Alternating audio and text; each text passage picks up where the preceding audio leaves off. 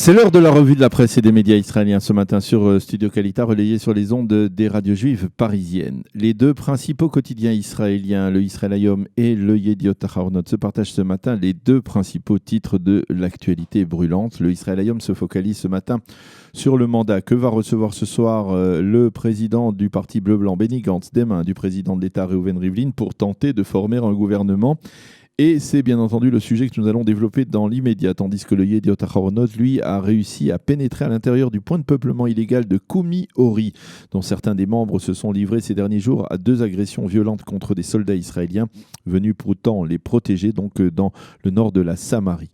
Le Israël Hayom annonce donc que le mandat passe ce soir entre les mains de Benny Gantz, mais la manchette du quotidien proche de la droite israélienne affirme ce matin que le bloc de droite des 55 députés formé par Binyamin Netanyahou au lendemain des élections du 17 septembre reste solide et stable. Et tous les chefs de parti formant ce bloc l'affirment clairement, nous ne négocierons pas avec Benny Gantz. Au sein de Bleu-Blanc, on demeure tout de même optimiste et l'on affirme, c'est nous qui allons former un gouvernement. Mais la véritable question sera de savoir quel sera le prix à payer. Alors bien évidemment, les éditorialistes du Israël Hayom ne sont guère tendres avec Benny Gantz et avec son parti. Yehuda Schlesinger explique qu'il ne faut pas croire que Benny Gantz parviendra à séduire les religieux.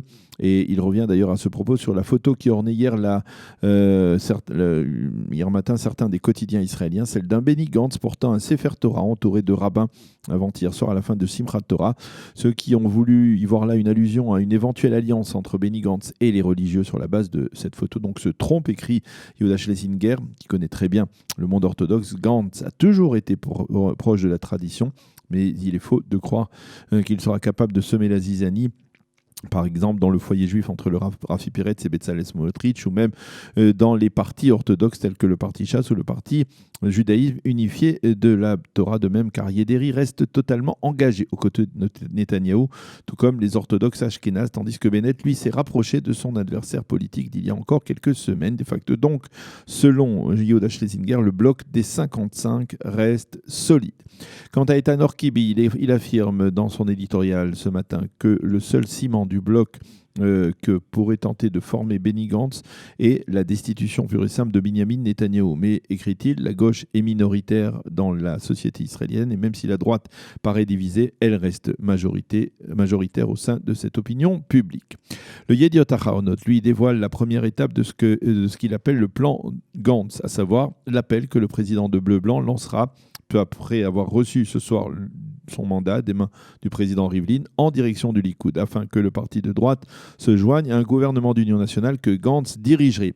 Le Likoud est pour Gantz l'objectif majeur, explique Yuval Karni dans le Yediot Ahronoth, et il est persuadé qu'il lui sera impossible de former un gouvernement sans le grand parti de droite. C'est pourquoi Gantz téléphonera en premier à Binyamin Netanyahou. Dans l'entourage du président du Bleu-Blanc, on estime qu'il n'y aura pas de percée au début des 28 jours du mandat accordé par le président Rivlin, mais que ce changement pourrait intervenir dans le bloc de droite et des religieux vers la fin de cette période de 28 jours, lorsque le spectre de troisième élection se précisera. Parallèlement, Gantz conservera toujours à petit feu l'option d'un gouvernement minoritaire soutenu par les partis arabes.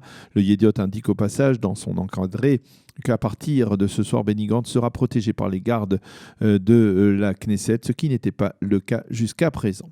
Le Maariv se fait l'écho ce matin d'un sondage diffusé par la chaîne 13 qui affirme que 46% des Israéliens préfèrent voir Benny Gantz en premier au poste de Premier ministre dans un gouvernement d'union nationale et de rotation, contre 40% qui pensent que Binyamin Netanyahou doit débuter. Selon ce sondage, si les élections devaient se dérouler aujourd'hui, Bleu-Blanc et le Likoud resteraient, on peut dire, au coude à coude, avec 34 députés pour Bleu-Blanc, 33 pour le Likoud, avec une parité totale de 56 députés pour les deux blocs, le bloc de centre-gauche et le bloc de droite.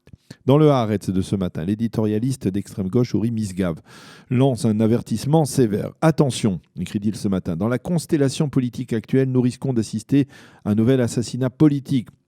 Et Misgav se montre on ne peut plus clair. Les personnalités visées seront assimilées à des partis anti-Netanyahou et elles appartiendront soit au monde de la justice, soit au monde des médias.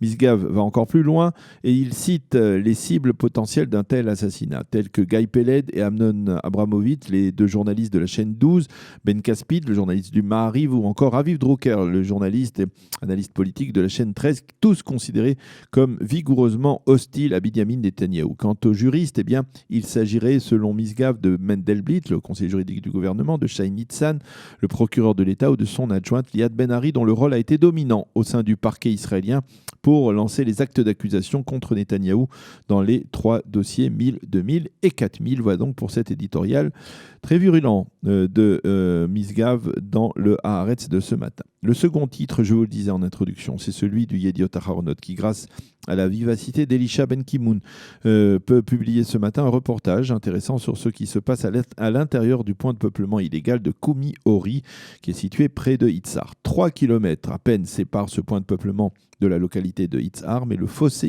idéologique entre les deux implantations est bien plus profond, affirme Elisha Ben-Kimoun. Le Yediot Aharonot explique que la tension a grimpé dans la localité illégale lorsqu'un officier de la brigade des Golani a arrêté la semaine dernière un jeune de Koumi Ori qui était soupçonné d'avoir incité contre des Palestiniens. Elisha Ben-Kimoun a rencontré durant ce reportage les habitants de Koumi Ori et les responsables de la localité d'Itzhar, comme Yriel Klein, qui fut lui-même un combattant de la brigade Golani et qui n'hésite pas à critiquer les jeunes des collines responsables de l'agression contre les soldats de son ancienne brigade. En marge, le Yediot Aharonot cite 2 généraux qui ont eu des propos hier très fermes envers ces jeunes des collines en marge de la société. Ce n'est plus une question de temps avant que ces jeunes ne tirent sur un soldat, affirmait le général Gadi Shemni, tandis que le général de réserve Noam Tivon, lui, a qualifié ces jeunes tout simplement de terroristes. Des critiques qui ont été repoussées sans équivoque par le président du conseil régional de Samarie, Yossi Dagan. D'autres titres dans la presse israélienne de ce matin. Les quotidiens mentionnent les vœux de bon anniversaire que le président Donald Trump a adressés hier à son ami Bibi Netanyahou. Le Premier ministre Binyamin Netanyahou qui fêtait effectivement son 70e anniversaire.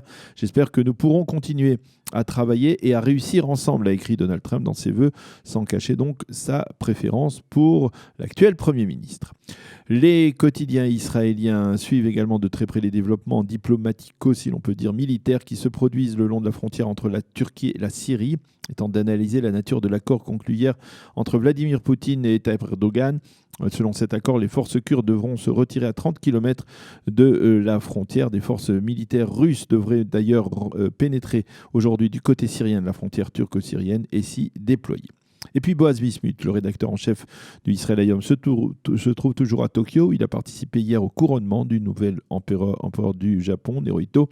Un couronnement conforme à une tradition qui remonte à la nuit des temps au Japon et qui s'est tenue en présence de quelques 2500 invités triés sur le volet. Et puis nous terminerons cette revue de la presse par un titre sportif. En raison de son boycott total de l'État d'Israël, l'équipe de judo d'Iran a été tout simplement disqualifiée des concours internationaux. Et c'est là une première. Il faut souligner que cette décision est intervenue après plusieurs mises en garde de la part de l'Association internationale de judo. Voilà, c'est la fin de cette revue de la presse et des médias israéliens de ce matin.